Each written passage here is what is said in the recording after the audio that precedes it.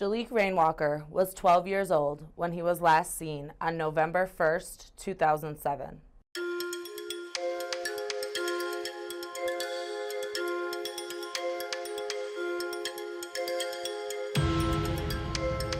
He was last seen with his adoptive stepfather, Stephen Kerr, who initially claimed that the preteen ran away from a vacant home in Greenwich. Despite countless leads, Jaliek has never been found, something that haunts his adoptive grandmother, Barbara Peerley, to this day. Peerley has since moved to Florida, but at the time of Jaliek's disappearance, she only lived 40 minutes away from her daughter Jocelyn's house and saw her grandchildren several times a week. When he first came, I mean, it was just like he fit in. He was very gregarious, very smiling, happy, wanted to get to know everybody. He loved all the animals that they had, loved music, and he gave the best hugs and just wrapped his arms around you, and was really intelligent and loved to talk about anything. So he was delightful. Stephen Kerr was officially named a person of interest by police in 2017, but still no arrests in the boy's disappearance have been made. It was July 2002, just a few days after Jaliek's birthday, when he joined Stephen Kerr and Jocelyn McDonald in their home with their 3 biological sons and an adoptive daughter. The couple, Jaliek's 7th set of foster parents, moved to adopt the boy just 2 short years later. Things were good in the Kerr-McDonald household until they weren't, according to Barbara Peerley, Jocelyn's mother.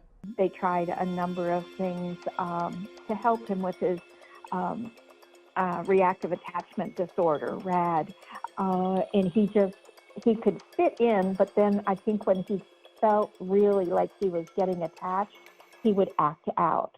And I only saw one of those instances. Barbara recalls a time she heard yelling from outside the home. When she went inside, she saw Jaliek flailing his arms around, but as soon as he saw her, he cried and he ran to her.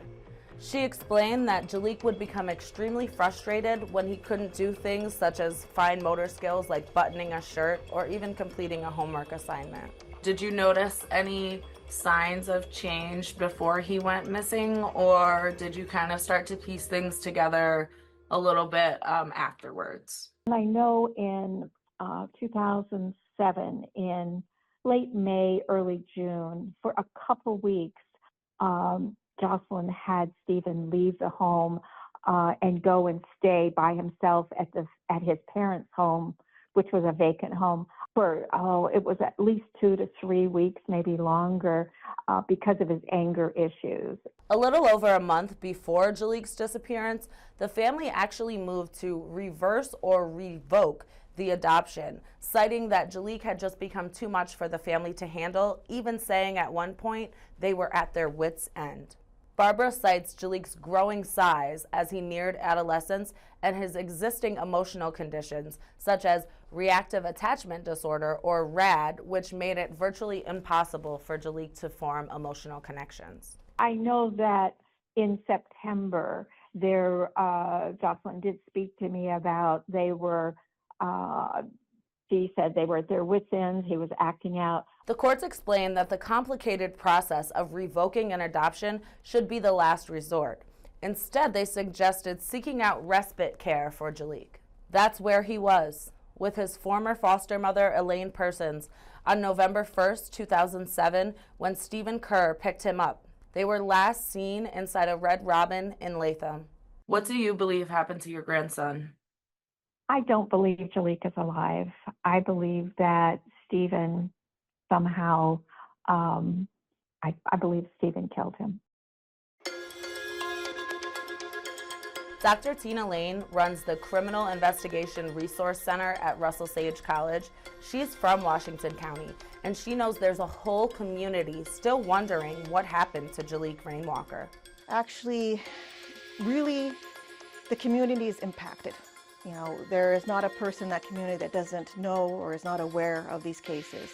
Dr. Kunkel and I have worked with Jaliek Rainwalker, sat down with many meetings with various officers, and And the reason why we worked on the case is because I am from that area, and I know people in the community want to know what happened to Jaliek Rainwalker. Though suspicions have surrounded the boy's adoptive father for years, police are hesitant to try the case without a body, according to retired state police investigator Tom Aiken. When I retired, well, fortunately, I didn't have any that were cold except for one, and that was Jaliek.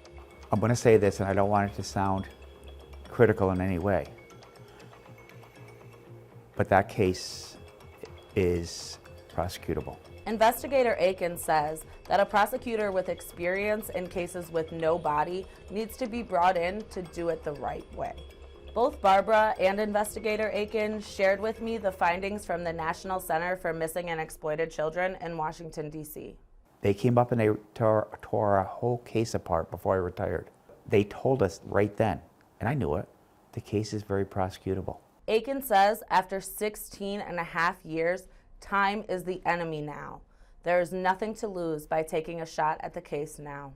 Jaliek's grandmother says former Post-Star reporter Don Lehman is truly the expert on her grandson's case. This case was reported as, missing person, but within 24 hours they kind of were pretty sure that it wasn't just a missing person case. Lehman remembers the intense searches in the weeks following Jaliek's disappearance and even an early encounter with the person of interest himself, Stephen Kerr. I went up to Stephen Kerr, the adoptive father's house, and this was probably that Tuesday or Wednesday. It was within a couple days, and we went up to talk to him about Jaliek and what he thought might have happened.